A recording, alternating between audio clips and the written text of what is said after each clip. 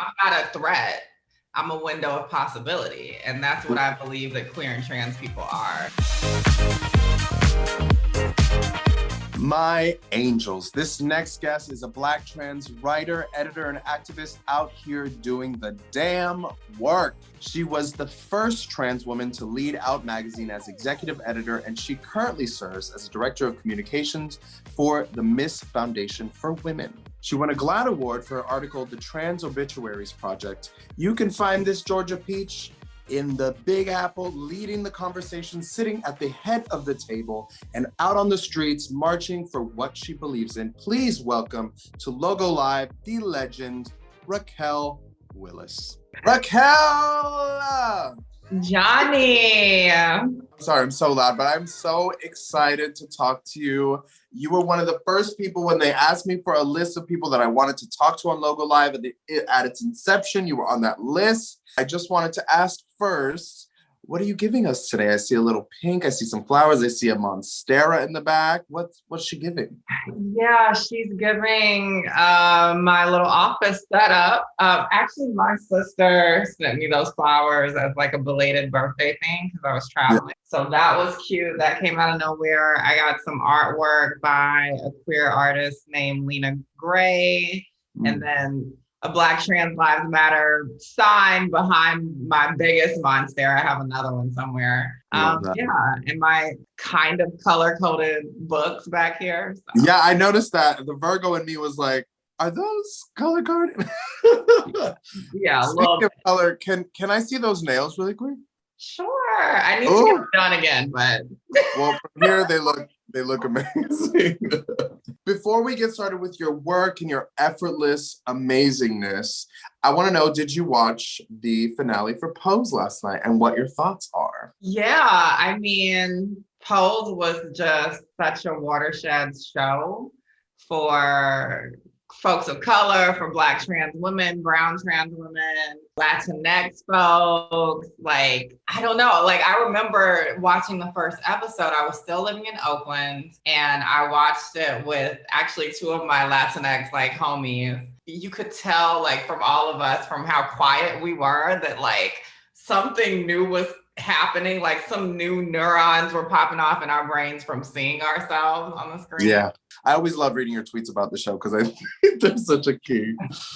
Oh my God. Thank you. Yeah, I mean, I'm so excited that it happened and that it just created so many opportunities for these women that are now like superstars, first of all. So like MJ, India, as non-binary folk, that all the extras in there are from community, like people we know, the choreographers, like our people were all up and through that show. I wanted to go back to little Raquel and where all this power came from to speak it into existence and to really put the work in. Where did that come from? I say this time and time again. I'm a Southern girl. I'm from Augusta, Georgia. I really think my push to be so outspoken at this point in my life came from years of being silent for so long. And I think that that's true for a lot of queer and trans folks. Like, I knew I was different.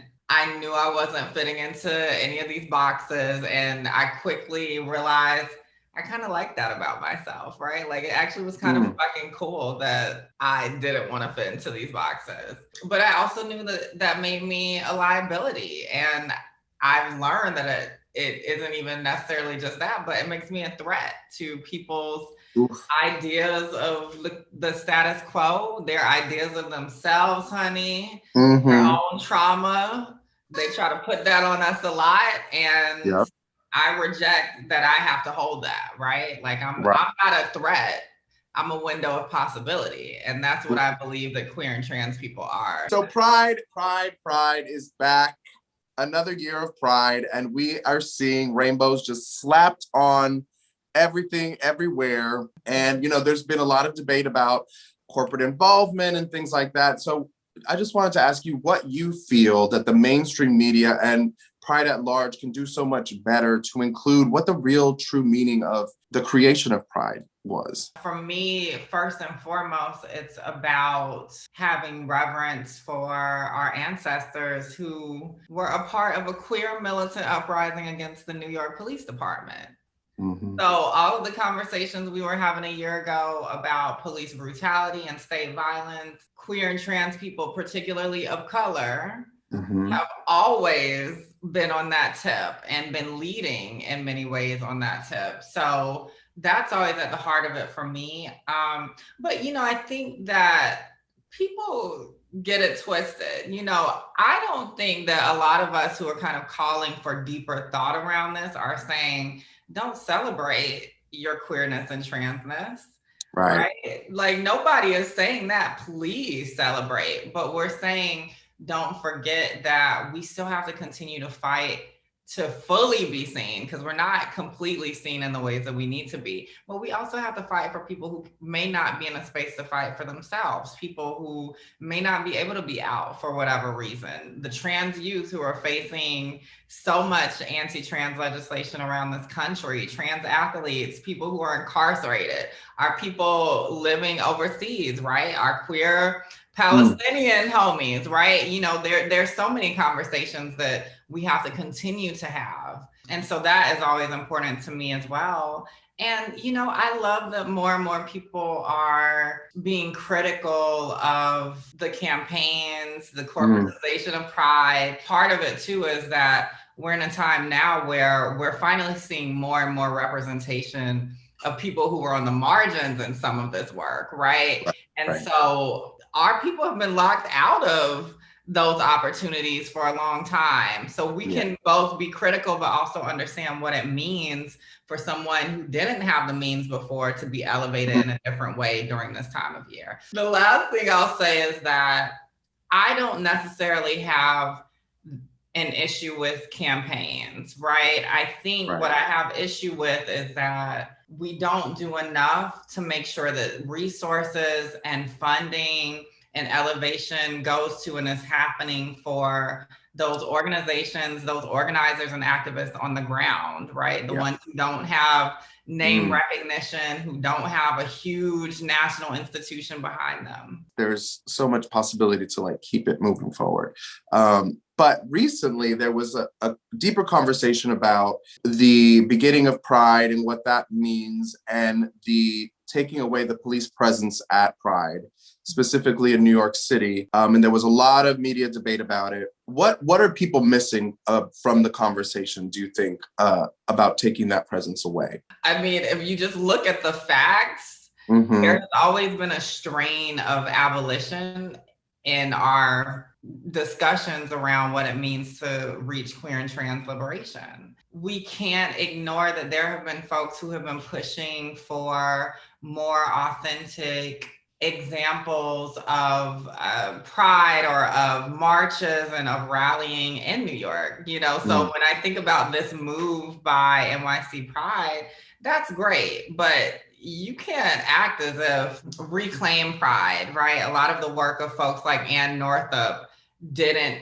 inspire that, right? Or leave the door open for that to then happen in this other organization. So that feels important, right? I think we have to acknowledge those activist roots and that people have been fighting for less of that presence as well. And also, I know plenty of activists and organizers around the country, mostly Black, mostly trans, who have done demonstrations during Pride marches and parades and have been arrested or have been pulled aside by a police presence. I'm thinking about the Black Pride 4 in Ohio just a few years ago. People have been fighting for this for a long time. I think one thing that irks me a lot is that institutions get cookies and kudos for doing something that they should have been doing all along if they have been listening to people on the margins. Speaking of Pride, what are your plans for this Pride? Do you have any, how are you celebrating? How are you demonstrating? How are you getting through this month? Our crew who worked on Brooklyn Liberation who worked on Brooklyn Liberation last year and drew out upwards of 20,000 folks in honor of Black trans lives. We're working on doing it again. And this year we're focusing on everything we were focusing on last year, but also trans youth and what kind of path we can pave for them to reach their dreams. So we're really excited. And of course, it's a lot of work. So folks are moving all of their pieces, but we're excited that that's happening. I'll be at the Queer Liberation March. So that's exciting and having a few conversations throughout the month. Oh, I love that so much. I remember seeing just the sea of people last year. And I was over here in LA and I just felt I was like, oh, I wish I could be there because I could feel the energy through the phone and like all the stories. It was just so beautiful. I'm so happy that y'all did that and that you're continuing that work. What would be your just 101 advice about entering the world of activism? You know, the interesting thing to me is like, I didn't set out to be an activist, you know, like I just was speaking up and I knew what I believed in and I knew I wanted to use whatever skills I had and access I had to make things better for other folks, particularly Black trans folks. So I think that we all need to do the work of figuring out our own kind of space within privilege and oppression. Like none of us are purely one or the other. And we all have to be committed to something deeper that speaks to the world that we want to see for ourselves, but also for our people. So that feels important.